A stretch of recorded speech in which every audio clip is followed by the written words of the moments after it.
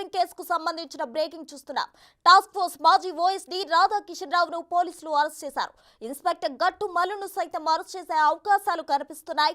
వాళ్ళిద్దరిని ఉదయం 10 గంటల నుంచి అధికారులు విచారించారు. బంజారాహిల్స్ పోలీస్ స్టేషన్ గేటుకు తాళం వేసి మరీ విచారణ చేశారు. పోలీసులు విచారణలో మరో 4 పేర్లు రాధాకిషన్ రావు బయట పెట్టినట్లు తెలుస్తుంది. ఆ 4 కూడా దర్యాప్తు బృందం విచారించనుంది. మరోవైపు ప్రభాకర్ రావు, రాధాకిషన్ రావు మధ్య జరిగిన వాట్సాప్ చాటింగ్స్ ను సైతం రిట్రీవ్ చేస్తున్నారు.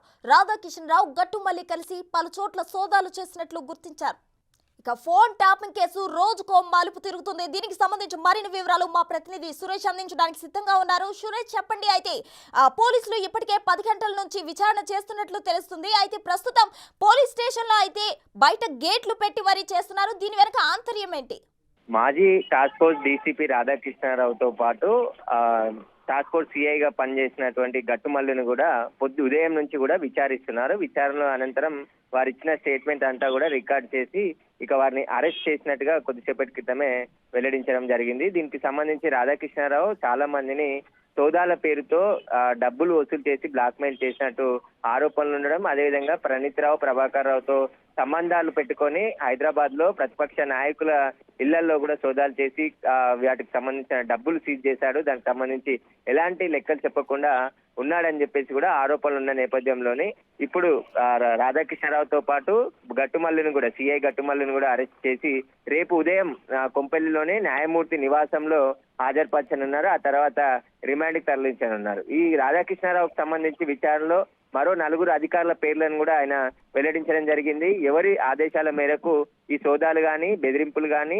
ఎలక్షన్ల సమయంలో రైడ్ చేసిన వాహనాలు గాని, వీటన్నిటికి సంబంధించిన పూర్తి సమాచారాన్ని పోలీసులు రాబట్టడం జరిగింది. Vijay Kumar, DCP west zone Vijay Kumar ఆధ్వర్యంలో ఉదయం నుంచి కూడా విచారణ కొనసాగుతుంది. సుదీర్ఘంగా వారిని విచారించి వారికి సంబంధించిన పూర్తి ఆధారాలు సేకరించడం జరిగింది.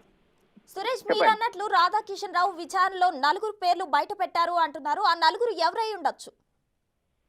రాజకీయ నాయకులకు సంబంధించిన పేర్లే రాధాకృష్ణారావు వెల్లడించినట్టు తెలుస్తుంది. ఎందుకంటే 2 అధికారులతో పాటు మరో 2 రాజకీయ నాయకులకు సంబంధించి నేరుగా గత సీఎంతో కాంటాక్ట్ ఈయనకి ఉండేది. ఎందుకంటే వాళ్ళ సామాజిక వర్గానికి చెందిన వ్యక్తి రాధాకిషన్ రావు. ఆయన రిటైర్డ్ అయినప్పటికీ 2020 నుంచి మొన్న 2023 డిసెంబర్ వరకు కూడా రాధాకృష్ణరావే హైదరాబాద్ టాస్క్ ఫోర్స్ ఓఎస్డీగా కొనసాగిండు. అంటే ఆయన రిటైర్మెంట్ అయిన 4 సంవత్సరాలు ప్రత్యేక జీవోతోని ఆయనని హైదరాబాద్ టాస్క్ ఫోర్స్ డీసీపీగా నియమించారు. ఆయనకు సంబంధించి పూర్తి హైదరాబాద్ పోలీసింగ్, హైదరాబాద్ కమిషనరేట్ ఎంత విభాగంలో పనిచేస్తుందో టాస్క్ ఫోర్స్ కూడా అంతే.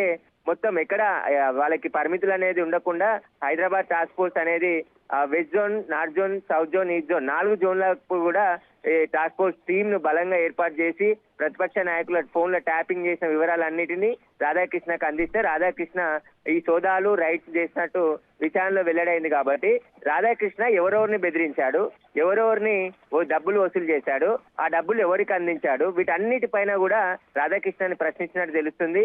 ఎంత అమౌంట్ కలెక్ట్ చేశారు, ఎందుకంటే కొంతమంది రియల్ ఎస్టేట్ వ్యాపారుల ఇళ్లలో కూడా డైరెక్ట్ గా వెళ్లి సోదాలు చేసినట్టు ఆరోపణలు ఉన్న నేపథ్యంలో ఇప్పుడు గట్టుమల్లు రాధాకృష్ణకి ఏ విధంగా సహాయం చేశాడు, ఎందుకంటే ఆయన వెస్ట్ జోన్ లోనే టాస్క్ ఫోర్స్ సిఐగా పనిచేశాడు. వెస్ట్ జోన్ అంతా కూడా బంజారాహిల్స్, జూబ్లీ హిల్స్, పంజాగుట్ట ఈ ఏరియా అంతా కూడా వెస్ట్ జోన్ కిందకి వస్తుంది. కాబట్టి ప్రముఖులంతా జూబ్లీ హిల్స్ ఏరియాలోనే ఉంటారు, లేదంటే మణికొండ, చెక్ పోస్ట్ ఈ ప్రాంతాల్లో ఉంటారు. ఇక్కడ ఆయన ప్రధానంగా టాస్క్ ఫోర్స్ సిఐగా పనిచేశాడు. ఆ సమయంలో ఎంతమంది ఇళ్లలో రైడ్ చేశారు, పర్టికులర్ గా కొన్ని వెహికల్స్ ని టార్గెట్ గా చేసుకొని వీళ్ళు రైడ్ చేయడం జరిగింది.